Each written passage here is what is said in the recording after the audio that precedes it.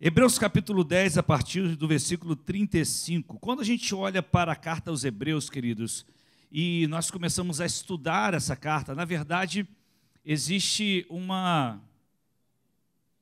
um conflito, não um conflito, né, poderíamos assim dizer, mas não existe uma certeza absoluta em relação à questão do autor da carta aos Hebreus. Alguns teólogos, na verdade, a sua maioria defende que foi Paulo, o escritor da carta aos Hebreus. Outros ainda chegam a dizer que foi Apolo. Mas, enfim, existem outros nomes que aparecem, inclusive Barnabé aparece como um dos autores da carta aos Hebreus. Mas não existe hoje um consenso, né, para nós afirmarmos quem foi o escritor. Uma coisa nós sabemos, é uma carta inspirada pelo Espírito Santo, que traz até nós uma série de lições. Se você ler a carta aos Hebreus, você vai aprender muitas coisas a respeito do Senhor, muitas coisas para a sua vida, para a sua fé, muita coisa que vai te encorajar, que vai te alimentar. E eu quero tirar algo hoje, quando eu digo tirar, é pegar apenas uma porção pequena da carta aos Hebreus e tentar compartilhar com você algo que o Espírito colocou em nosso coração, que está justamente em Hebreus capítulo 10, a partir do versículo 35, que diz assim: por isso, não abram mão da confiança ou não abandonem a confiança que vocês têm. Ela será generosamente recompensada. Na minha versão aqui está até diferente, mas eu vou ler na versão NVI que está ali na TV para facilitar para você, ok? Então deixa eu ler novamente o versículo 35. Por isso, não abandonem a confiança que vocês têm. Ela será generosamente o quê? Recompensada. Versículo 36. Portanto, vocês precisam o quê? Perseverar. Fale comigo, perseverar. De modo que, depois de terem cumprido a vontade de Deus, recebam o que Ele prometeu. Versículo 37. Pois em breve, muito em breve, aquele que vem virá e não demorará. Oh, glória a Deus, amém. Você está querendo esse dia, meu irmão? A gente almeja esse dia, demais a conta. Maranata. Versículo 38. Mas o meu justo viverá pela fé. Contudo, se retroceder, não me agradarei dele. Versículo 39. Nós, porém, não somos dos que retrocedem para a destruição, mas os que têm fé para a preservação da vida. Aleluia. Deixa eu te fazer uma pergunta assim muito particular, né? Você já desistiu de alguma coisa, ou deixou de receber algo por ter desistido? Já passou isso com você? Você já passou por isso? Você deixou de receber algo porque você desistiu. Você parou no meio do caminho. Você acabou deixando de lado.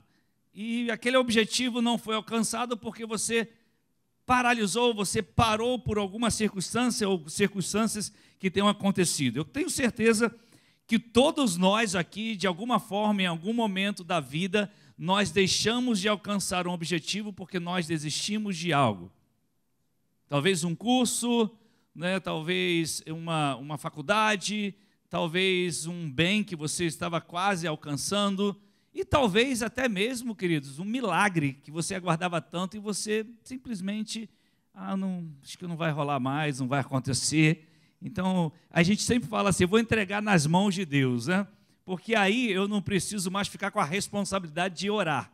Então, a gente faz o seguinte, para a gente tirar essa responsabilidade, a gente costuma dizer assim, eu vou entregar nas mãos de Deus, porque aí fica mais fácil, né? Eu não vou precisar orar mais, porque eu já entreguei nas mãos de Deus, para que eu vou orar? Ora, está entregue nas mãos do Senhor. Então, muitas das vezes, nós usamos essa frase, eu já entreguei nas mãos de Deus, então eu não preciso orar mais, já está entregue nas mãos do Senhor. Imagine se tudo que nós fôssemos pedir a Deus, a gente fizesse dessa forma. Orar com perseverança ia ser deixado de lado. Quando a gente olha esse texto, o texto que nós lemos agora, ele justamente traz para nós lições muito importantes ou atitudes para que nós não estejamos retrocedendo. Retroceder é voltar atrás, é deixar de lado aquilo que o Senhor tinha para a sua vida. O versículo 35, ele vai dizer para nós que nós não podemos lançar fora a nossa confiança. O versículo 36 vai dizer que necessitamos de perseverança para alcançar as promessas. O versículo 38, na parte A, diz que o justo viverá pela fé, ou da fé, e assim nós vamos alcançar as promessas. O versículo 38, na parte B, diz que Deus não tem prazer naqueles que retrocedem. E por fim, o versículo 39 vai dizer que nós não somos daqueles que recuamos para a perdição. Diante desse resumo, pequeno resumo que eu fiz para os irmãos, eu gostaria hoje de dar a vocês três atitudes para que nós não possamos retroceder. Nós não podemos voltar atrás. Eu sei que existem momentos numa batalha, por exemplo, quando existe uma guerra, alguns momentos um exército ele precisa retroceder um pouco para se organizar e aí avançar naquela guerra que ele está vivendo. Isso pode acontecer conosco. Em algum momento da vida é preciso você voltar um pouco, retroceder, para que você se reorganize e possa avançar novamente. Mas o texto agora fala para nós de atitudes que nós precisamos ter para que não cheguemos ao ponto de retroceder. A primeira atitude está justamente no versículo 35 e é a nossa confiança em Deus. O texto é muito claro para nós. Não abram mão da confiança em Deus. Muita gente tem retrocedido, muita gente tem voltado atrás, porque justamente depositaram a sua fé no lugar errado, talvez em pessoas erradas. O texto de Hebreus nos ensina que a nossa confiança em Deus sempre trará uma recompensa. É importante você compreender o que está escrito aqui. O texto é claro para nós. A nossa confiança em Deus irá gerar uma recompensa. Lá em Jeremias capítulo 17, versículo 7, a palavra de Deus diz assim: mas bendito é o homem cuja confiança está no Senhor, cuja confiança nele está. Olha só o que o texto está dizendo, que se você colocar a sua confiança em Deus, você será abençoado. Ou seja, bendito é o homem, abençoado é o homem, bem-aventurado é o homem que confia no Senhor, que põe a sua confiança em Deus. Então, confie em Deus, não recue. É fato que alguns no processo já se entregaram. É fato que alguns estão, como a expressão que a gente usa, empurrando com a barriga. A gente usa essa expressão, está empurrando com a barriga. A gente vai levando, né? Vamos levando. Como é que está? Jesus está voltando, vamos levando, vamos aguentando até que ele volte. Muita gente está simplesmente deixando o tempo passar. Se isso está acontecendo com você, eu te entendo, meu irmão. Eu te compreendo. Porque eu já vivi algum tempo da minha vida assim. Vou deixar o tempo passar. Jesus está voltando, né? Vamos fazendo o que tem que fazer. Vamos só passando o tempo. Esquentar a cabeça para quê? Talvez você era uma pessoa ousada. Você falava com autoridade. Muita gente aqui, ou talvez online ali, era uma pessoa de referência na transmissão dessa confiança. Era alguém que impulsionava outros, que levava outros a realizar coisas que nunca realizaram. E quando você olha para o versículo 35, a melhor tradução, coloca lá o texto por gentileza, que está ali na NVI. A melhor tradução, Hebreus 10, 35, não é não abram mão, mas a tradução literal de Hebreus 10, 35 é não joguem fora. A melhor tradução, ou a tradução literal da expressão que aparece ali na NVI como abandonem, ou talvez na sua versão não abram mão, a melhor tradução é não joguem fora. Não joguem fora, pode até pensar, mas é abandonar a mesma coisa, mas eu prefiro a expressão não joguem fora porque é mais forte, ela chama mais a nossa atenção. Não joguem fora a confiança. Alguém disse o seguinte: otimismo é esperar pelo melhor, confiança é saber lidar com o pior. Eu vou repetir para você. Alguém disse o seguinte: otimismo é sempre esperar pelo melhor. Tem muita gente que é muito otimista, mas aquele que confia, ele sabe também lidar com o pior. Isso é muito interessante, queridos. Augusto Cury, ele fala algo interessante sobre a confiança.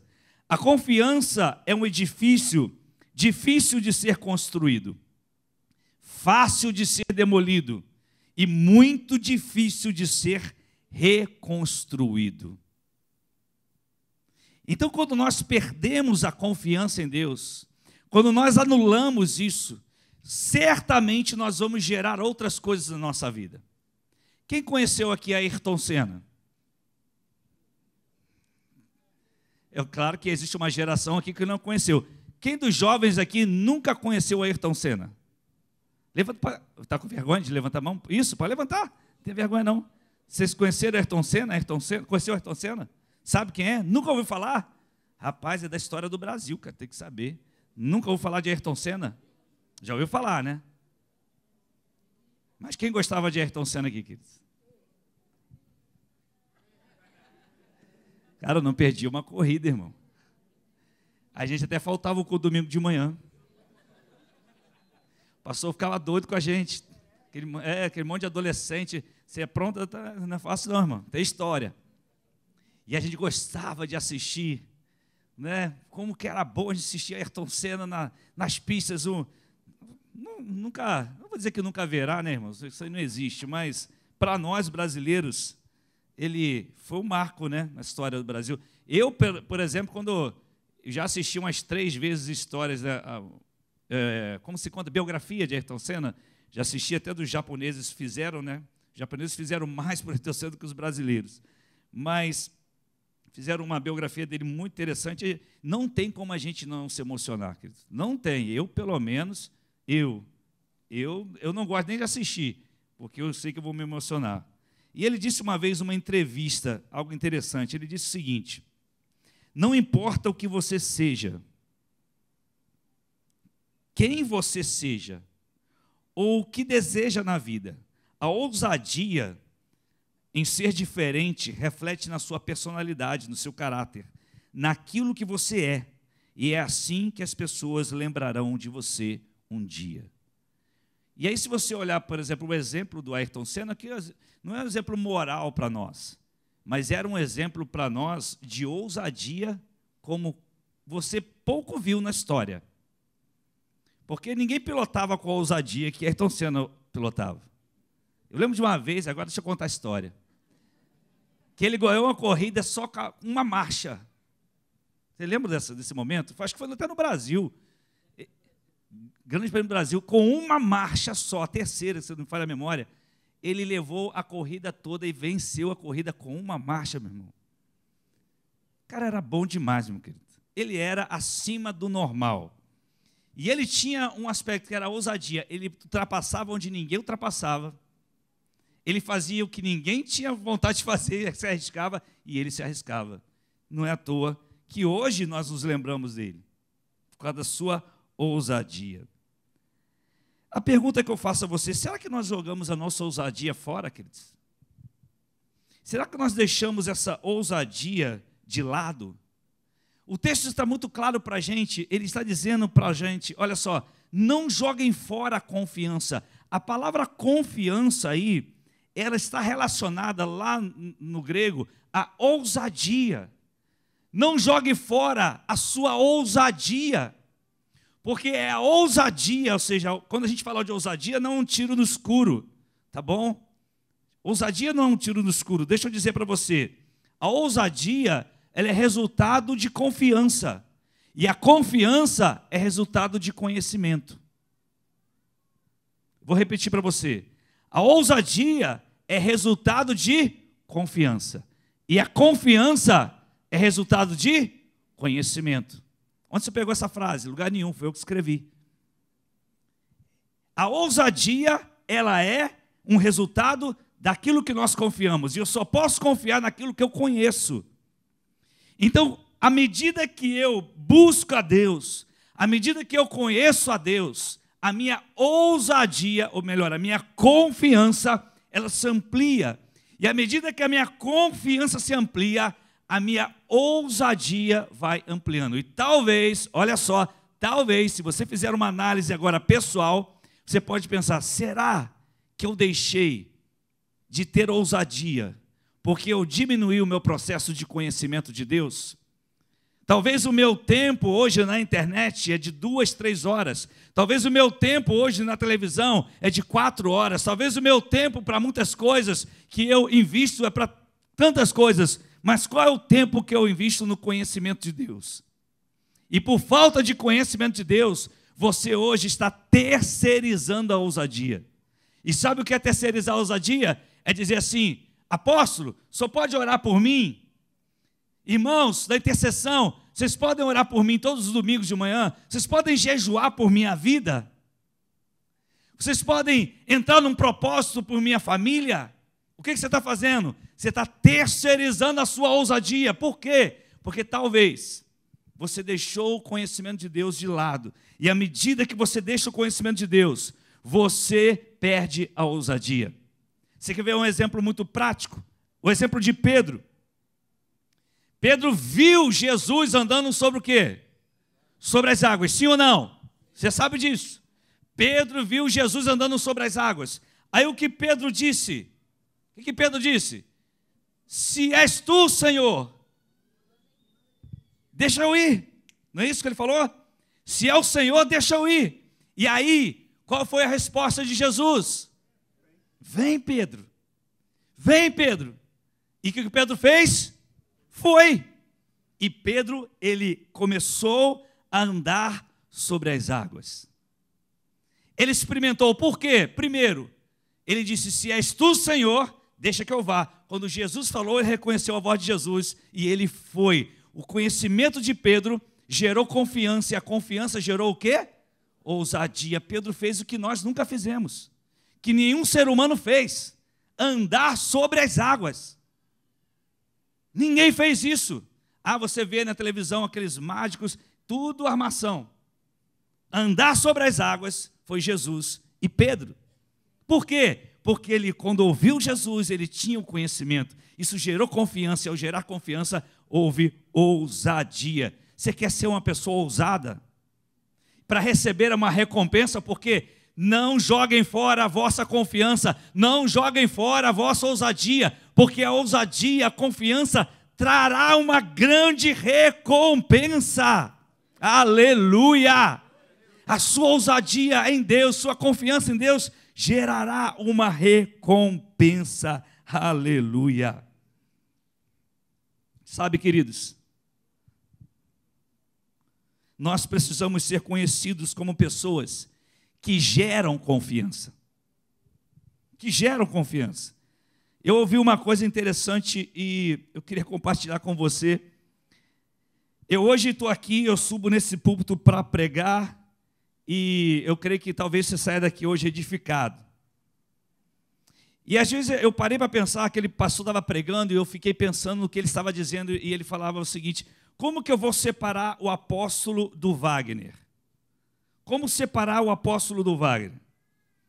Ou seja, será que é o título que me traz a esse púlpito? Será que é o título? Você vai dizer, talvez sim, por alguma circunstância. Será que quando você está lá na rede de homens ou de mulheres, ou de, se por acaso eu e Eliana estivermos presentes, por sermos os apóstolos, né? O pastor Jorge, hoje eu estava pensando sobre a ministração de hoje, e o pastor Jorge ministrando na EBR, e toda hora ele falava, né, apóstolo? Né, apóstolo? Eu tenho que ficar, tá bom, vai, né? E aí, se o apóstolo falar, e aí eu fiquei, como separar o apóstolo do Wagner? Né? Como eu posso fazer isso? Porque aí no final da rede, o apóstolo está presente, deixa ele orar. Como que eu vou separar isso? E aí, imagine só, o apóstolo quebrou o carro, vamos lá socorrer, é o apóstolo. Agora, e se fosse, eu fico pensando, e se for apenas o Wagner? Tira Tira o apóstolo, sumiu o apóstolo, pagou. Se for o Wagner, será que o Wagner consegue transmitir a você essa confiança, essa ousadia sem o título? Será que o retorno, pessoal, será que eu vou conseguir fazer isso? Queridos, deixa eu dizer algo a vocês, nós estamos chegando num tempo que não será o título que irá influenciar as pessoas. Isso não vai influenciar as pessoas, mas quem eu sou de verdade. Não é o apóstolo Wagner, é o Wagner. Não é o pastor Jorge, é o Jorge. Não é o missionário tal, é o tal. Não vai ser o título que vai atrair mais pessoas, as pessoas estão cansadas disso. Eu preciso ser o Wagner servo.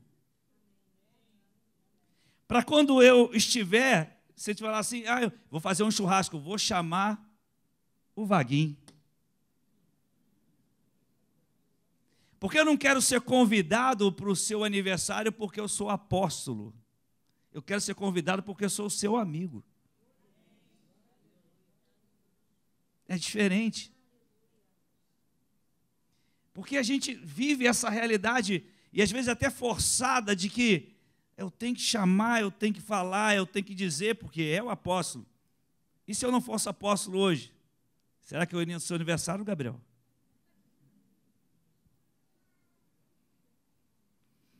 A gente tem que entender que nós não vamos influenciar ninguém pelo título. Nós vamos influenciar pelo servo que somos. Nós somos uma geração que não pode jogar fora a confiança. Nós somos uma geração que não pode jogar fora a ousadia. Eu sei que existe um dom dado pelo Espírito Santo, e esse dom, essa capacitação dada pelo Espírito, nos fará levar a lugares que nós nunca fomos. O dom apostólico tem isso. Por exemplo, a gente quer começar a fazer os cultos mesmo sem a obra terminar já, queridos, lá em cima. Passou, mas não tem ar-condicionado. Meu irmão, traz um ventilador, dá um jeito. Nós passamos 13 anos na quadra. Quem participou da quadra? Já pegou o verão na quadra, irmãozão? A gente saía do culto, era molhado, todo mundo molhado. Molhado. Lembra, Dudu? Molhado. O ventilador não dava conta, um calor de 50, multiplicava por 100, sei lá o que acontecia. Era muito quente, olha que era muito alto, a gente abria buraco para um lado. Quando abriu o buraco, o vizinho reclamava. Porque era muito barulho e não tinha controle de som, não tinha nada. Não tinha como fazer nada. E a gente suava. E a gente falava, Senhor, um dia nos dê um lugar. E a gente tinha que guardar todas as cadeiras no final do culto, depois montar todas as cadeiras antes do culto, e na quinta-feira, quando tinha culto, quando tinha reunião, tudo monta, desmonta, monta, desmonta. Hã? Era como a tenda. Aí nós viemos para, glória a Deus, olha só, irmãos, ar-condicionado, que bom, olha a cadeirinha aí, eu sei que não é ainda que você quer, mas dá para quebrar um galho. Tem um carpetezinho, você pode ajoelhar, lá não, era na quadra, na poeira, tinha uma poeira que não saía de jeito nenhum. Aí também tem, eu sei, mas nem tanto. E aí você já ajoelhava ali, de vez em quando tinha uma pedrinha lá no seu joelho, machucava. Aí você tirava, aqui não. Você vai deitar no carpete, né, varão? Pois é, deixa ele, fica tranquilo, irmãos. E aí a gente ficava ali, suava, e a gente saía dali festejando, celebrando ao Senhor. E qual era a nossa ousadia? Nós vamos conquistar o local próprio, nós vamos avançar e tal. E nós avançamos. Deus abriu portas. Isso aconteceu. Aí a gente chega, está tudo beleza. E agora? O plano sempre foi fazer em cima. E nós ficamos aqui embaixo, já tem 13, 14, 15, 16, 17, 18, 19, 20, 21, 22, 3, 11 anos. Porque nós chegamos aqui em 2013, né? São 11 anos.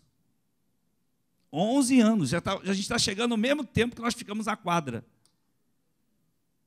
Eu acho que a gente precisa suar de novo, irmãos.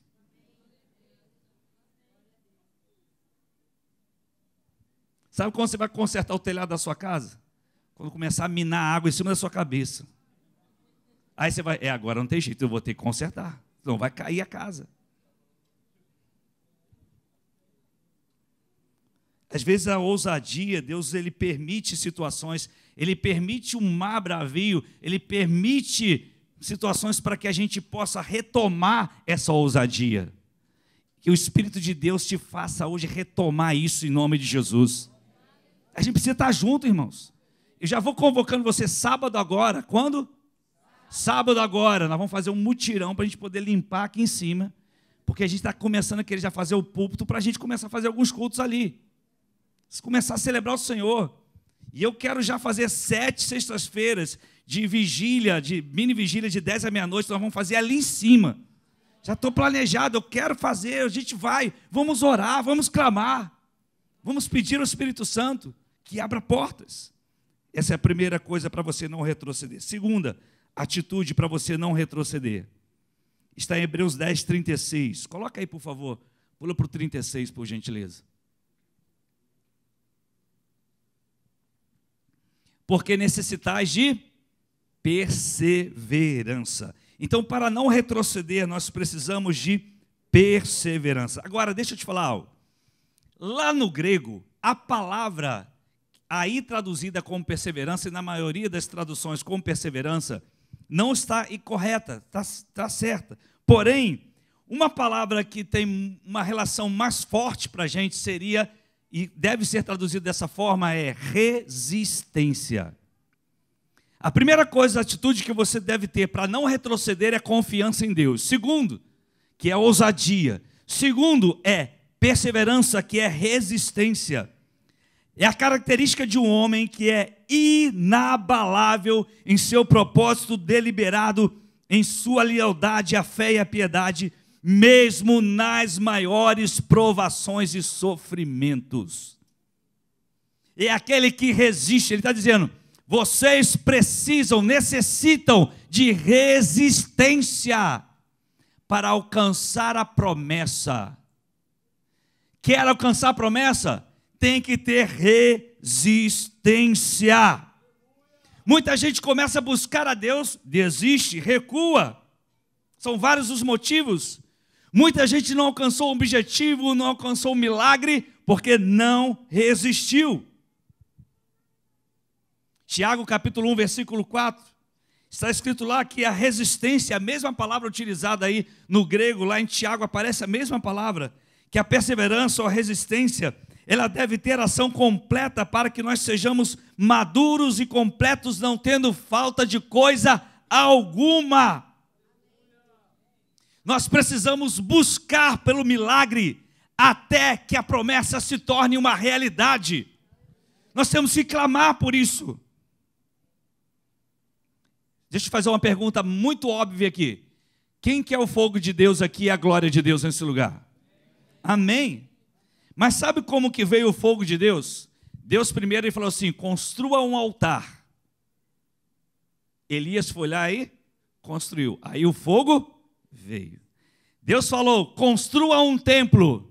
O povo foi lá e construiu. Aí veio a glória. Ou seja, nós temos que entender que a glória e o fogo só vêm quando nós agimos naquilo que Deus mandou. Tem muita gente querendo fogo e glória sem fazer nada. Se você quer fogo e glória, tem que fazer alguma coisa, querido. É, pastor? É. O fogo veio porque Deus falou: construa um altar. Elias foi lá e construiu o altar. Ele orou, o fogo desceu. Salomão foi lá, Deus falou: construa o templo. Ele foi lá, construiu o templo. O que aconteceu? A glória veio. Se você não fizer nada, não vem glória nem vem fogo, querido. É uma recompensa para aquele que resiste. O versículo lá, ele usa na tradução o verbo fazer, ação completa, realizar, praticar. Nós devemos e podemos fazer, construir, realizar, porque Deus, só Deus trará o fogo e a glória. Nós temos que agir, nós temos que realizar. Domingo agora tem evangelismo nas ruas. Vamos para as ruas, o que vai acontecer? Nós vamos fazer, nós vamos realizar. E o demais? Deus trará o fogo e a glória. Nós estamos aqui louvando, nós vamos tocar, nós vamos ministrar com danças, nós vamos ministrar através ali da projeção, ou seja, da transmissão, usando o som. Você aí, o que nós estamos fazendo alguma coisa, o que Deus vai trazer? Fogo e glória. Quando o nosso coração se propõe a realizar, a resistir aquilo que vem contra nós, Deus trará o fogo e a glória. Se Deus te deu um dom, você precisa praticar esse dom. Você precisa colocar esse dom em evidência. Você precisa usar esse dom. Para quê? Para que venha o fogo e a glória. Eu aprendi uma coisa com o apóstolo Joel Pereira. O corpo humano é interessante, queridos. Nós sabemos que, por exemplo, você sabe que seus rins estão aí, certo? Se não tiver, meu irmão. Você está vendo seus rins? Não. Alguém está vendo os rins aí? Ei, alguém está vendo os rins? Não. Você não pode ver seus rins. Agora, se eles pararem de funcionar, meu irmão, aí você já era. O corpo de Cristo é mais ou menos isso.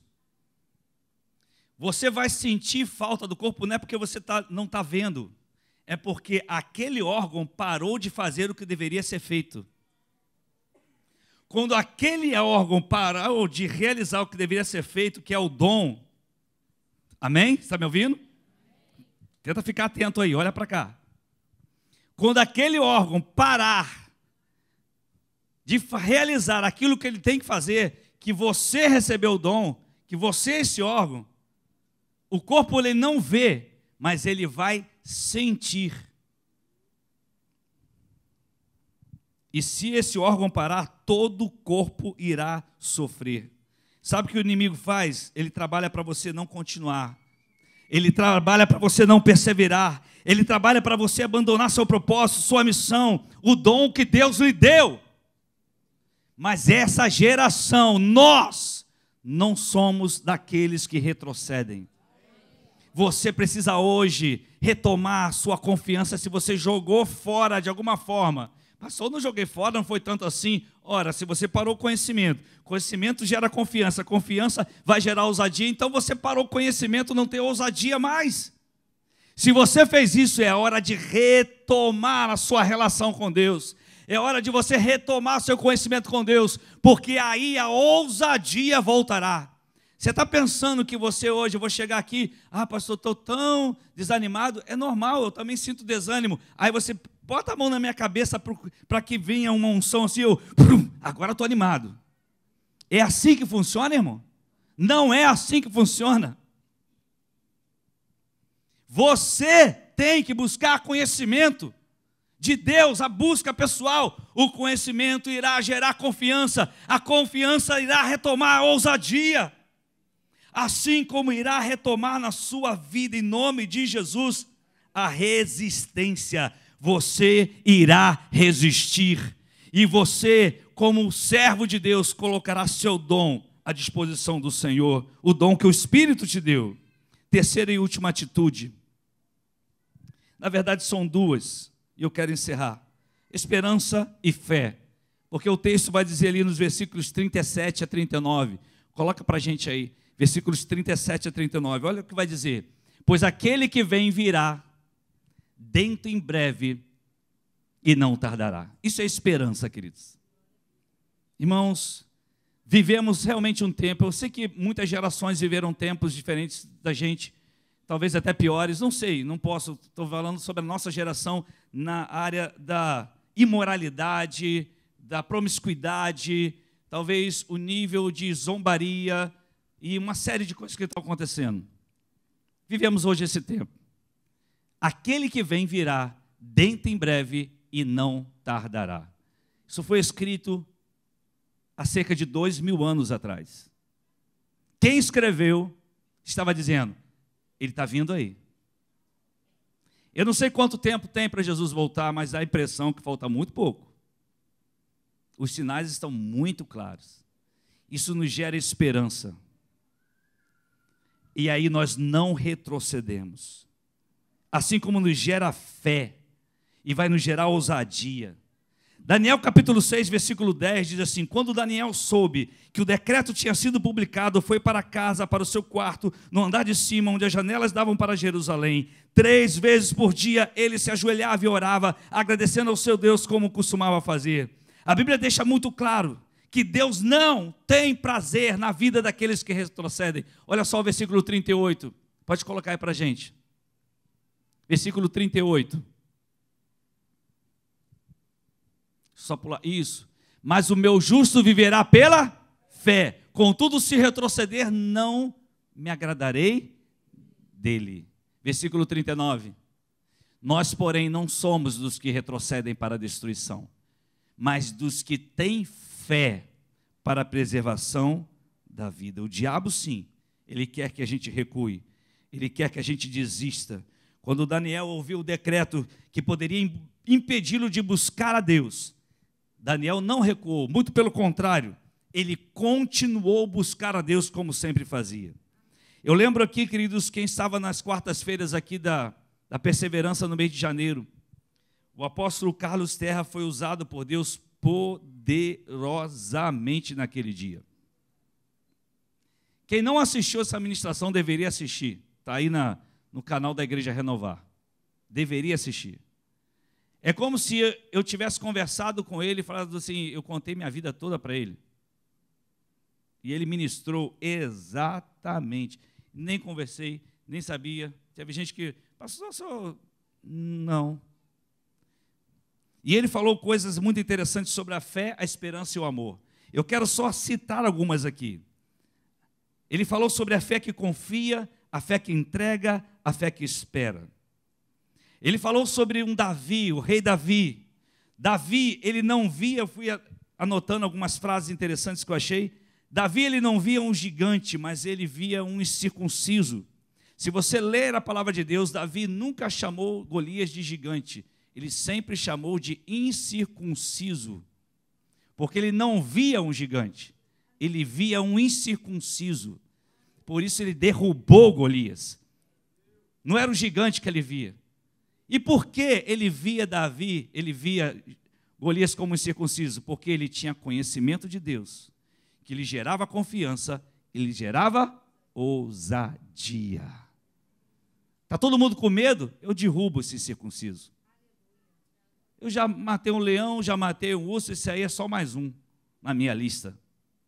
E o que ele tinha? Pedras. Vou tacar pedra no gigante.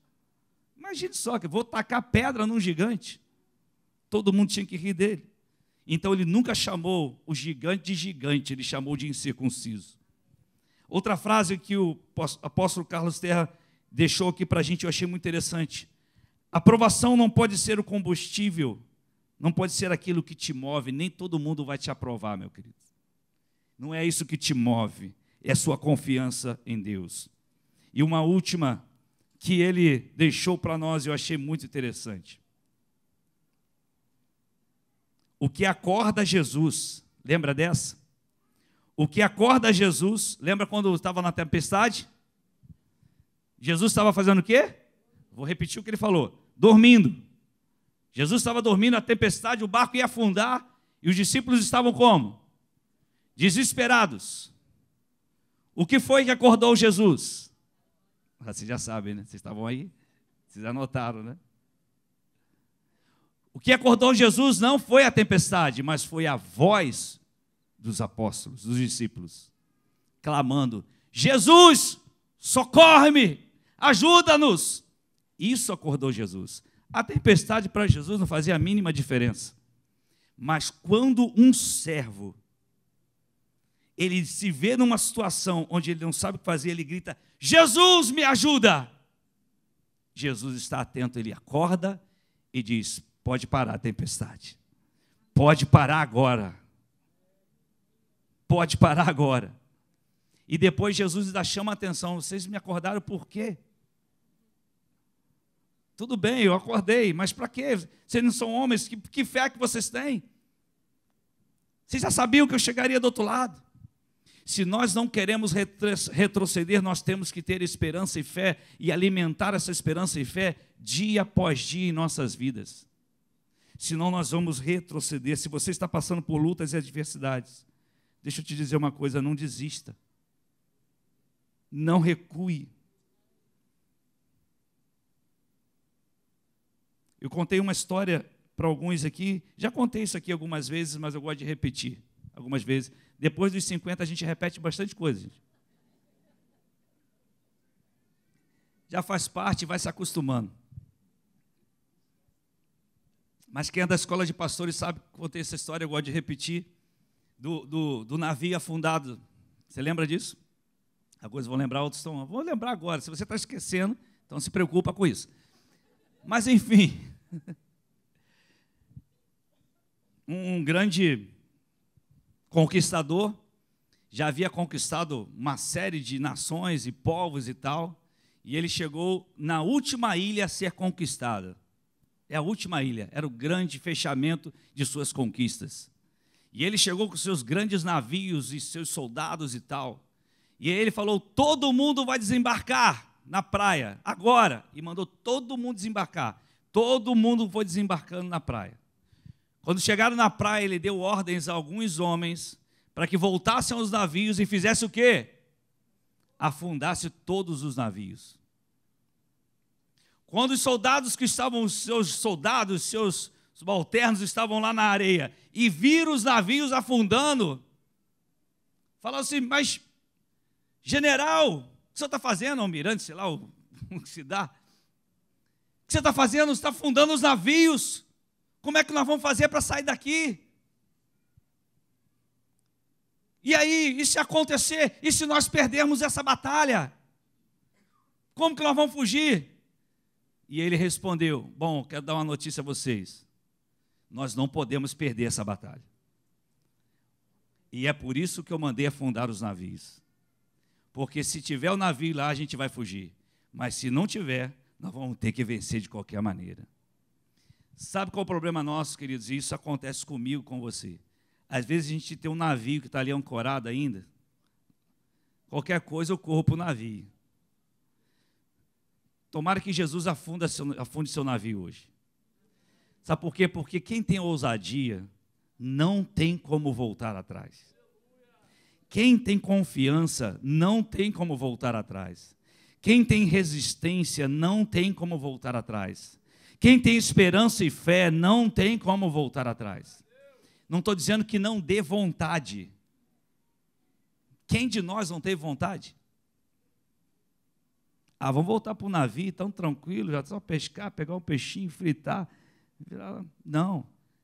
Afunda o navio, porque agora não tem como voltar atrás. Se um dia você abrir o seu coração para Jesus, o mundo era o seu navio. Tem gente que ainda está com o mundo ali ancorado nas costas, assim, qualquer coisa eu volto. Se não der certo na igreja, eu vazo para lá de novo. É engraçado que todo mundo se decepciona do mundo, mas não sai fora do mundo, né? A pessoa se decepciona com a igreja e sai fora da igreja, mas do mundo ninguém sai, né? Estou decepcionado com esse mundo, então sai do mundo e vai para Jesus. Eu fico pensando, quem está decepcionado com a igreja e com o mundo vai para onde? Tem muita gente ainda que está com o navio ancorado lá, esperando. Meu irmão, Jesus já afundou. Quem tem posto a mão no arado, só olha para frente. Você pôs a mão no arado, é ousadia. Não vai ter jeito. Tem hora que vai doer. Tem hora que vai ter gente que vai embora. Tem hora que vai acontecer. Tem hora que algumas coisas virão. Tem hora que você vai se sentir desanimado. Existem momentos que você vai querer voltar para o navio. Até o navio fantasma você cria. Tem hora que isso vai acontecer. Mas sempre você ouvirá a voz do Espírito Santo. Ei, filho, filha, lembra do autor da sua fé. Ele não recuou. Ele não voltou atrás por você. Lembra, não jogue fora a sua confiança, porque a recompensa vai chegar. Não abandone a sua resistência, porque a promessa vai chegar. Não retroceda, porque o justo viverá pela fé. E nós não somos os que retrocedem, nós somos os que vivem pela fé. E seguimos em frente. Você vai seguir em frente em nome de Jesus. Eu peço que o Espírito Santo hoje ilumine a sua mente. Que talvez você esteja hoje assim, hoje eu estou cansado, hoje eu estou assim meio, sabe, aquela vontade de ir lá para o navio de novo. Ficar quietinho no meu canto. Deus afundou hoje seu navio, em nome de Jesus eu profetizo o navio afundado. Para quê? Porque é agora ou agora, meu irmão. Nós vamos para frente. Nós vamos avançar. Eu não sei o que vem. Eu sei de uma coisa. Deus mandou eu seguir em frente. Então, em nome de Jesus, se você quer isso, fique de pé e dê um aplauso bem forte ao Senhor. Se é isso que você deseja em sua vida.